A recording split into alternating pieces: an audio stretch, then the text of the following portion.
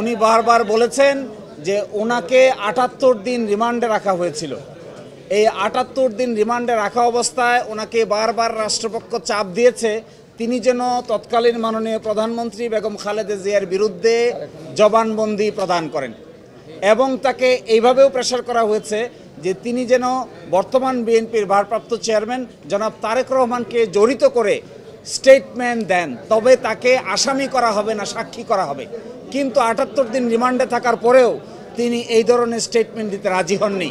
তিনি বলেছেন যে তাকে এই মামলায় আসামি করার পিছনে এইটাই মূল কারণ। কোর্ট বলেছেন আজকেই একটা অ্যাডভান্স অর্ডার সই করে দিবেন। আমি আশা করি আজকেই এই অর্ডার কমিউনিকেটেড হবে এবং দ্রুততম সময়ের মধ্যে তিনি জেল থেকে মুক্তি পাবেন। তিনি কেরানীগঞ্জ কারাগারে আছেন।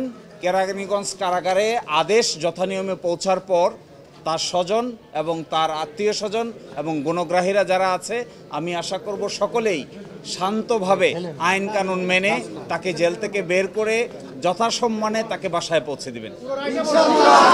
এবং এই মামলায় 14 জনের সাজা হয়েছিল।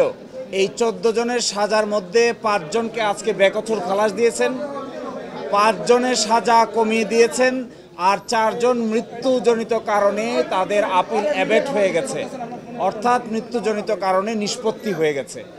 এই 5 জনের ভিতরে এই 5 জন যাদের সাজা হয়েছে তার মধ্যে পরেশ বড়ুয়ার সাজা হয়েছে 14 বছর। এছাড়া বাকি যারা আছেন তাদের মধ্যে লিয়াকত, তার মধ্যে আকবর, লিয়াকত, হাফিজ এবং শাহাবুদ্দিন, এই 4 জনকে প্রত্যেককে 10 বছর করে সাজা দিয়েছেন। 10 বছর করে সাজা হলেও তারা দীর্ঘদিন থেকে জেলে আছে।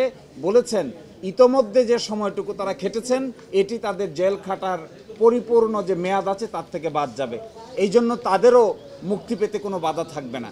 সবচেয়ে মূল কথা হলো দীর্ঘদিন জেল খেটেছেন জনাব লুৎফুজ্জামান বাবর। তিনি বাংলাদেশের সরকারের একসময় গুরুত্বপূর্ণ ব্যক্তি ছিলেন।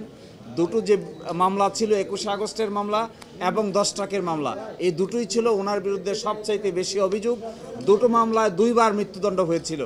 এই মৃত্যুদণ্ড থেকে তিনি খালাস পেয়েছেন, যাবজ্জীবন থেকে খালাস পেয়েছেন।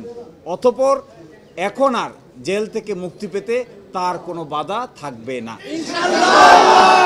আপনারা জানেন ওনার বিরুদ্ধে 2টা অভিযোগ এনেছিলেন রাষ্ট্রপক্ষ। একটা অভিযোগে বলেছেন যে ওনার কথায় 5 জন ব্যক্তিকে অ্যারেস্ট করার পরে তাদেরকে ছেড়ে দেওয়া হয়, উনি ইনফ্লুয়েন্স করে ছেড়েছেন, একটা অভিযোগ।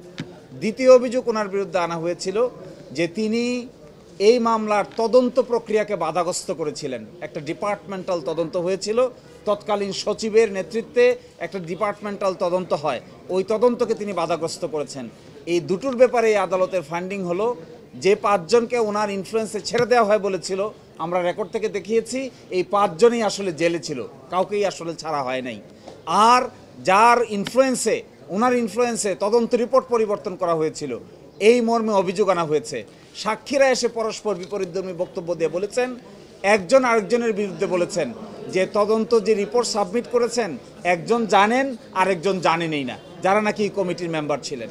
ফলে এই কন্ট্রাডিক্টরি রিপোর্টগুলো তিনি আমলে নিয়েছেন, 5 জনকে জেলে নিয়েছেন, এই কথার কোনো সত্যতা খুঁজে পাওয়া যায় নাই, এই জন্যই তাকে সাজা দেওয়া হয়েছে। তিনি জেল থেকে বলেছেন যে তাকে এইভাবে রাজনৈতিকভাবে হেনস্থা করার প্রধান কারণ ছিল তিনি তৎকালীন মাননীয় প্রধানমন্ত্রী বেগম খালেদা জিয়ার বিশ্বস্ত একজন মন্ত্রী ছিলেন।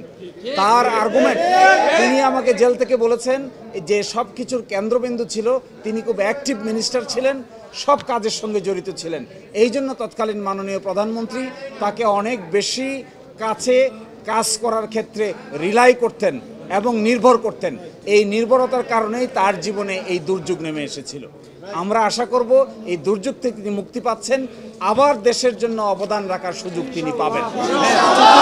14 জনের হিসাবটা আরেকবার একটু বলবেন। এই মামলায় খালাস পেয়েছেন জনাব লুৎফুজ্জামান বাবর, জনাব মহসিন তালুকদার, জনাব একেএম এনামুল হক এবং জনাব রেজ্জাকুল হায়দার এবং জনাব নুরুল আমিন, এই 5 জন খালাস পেয়েছেন। আর এই মামলায় মৃত্যুজনিত কারণে বাতিল হয়েছে আপিল। তিনি হলেন জনাব আব্দুর রহিম, জনাব মতিউর রহমান নিজামী, জনাব দিন মোহাম্মদ, জনাব হাজি আব্দুস সুবান। আর এই মামলায় বাকি 5 জনের পরেশ বড়ুয়া যার সাজা ছিল যাবজ্জীবন, এটি কমে 14 বছর হয়েছে।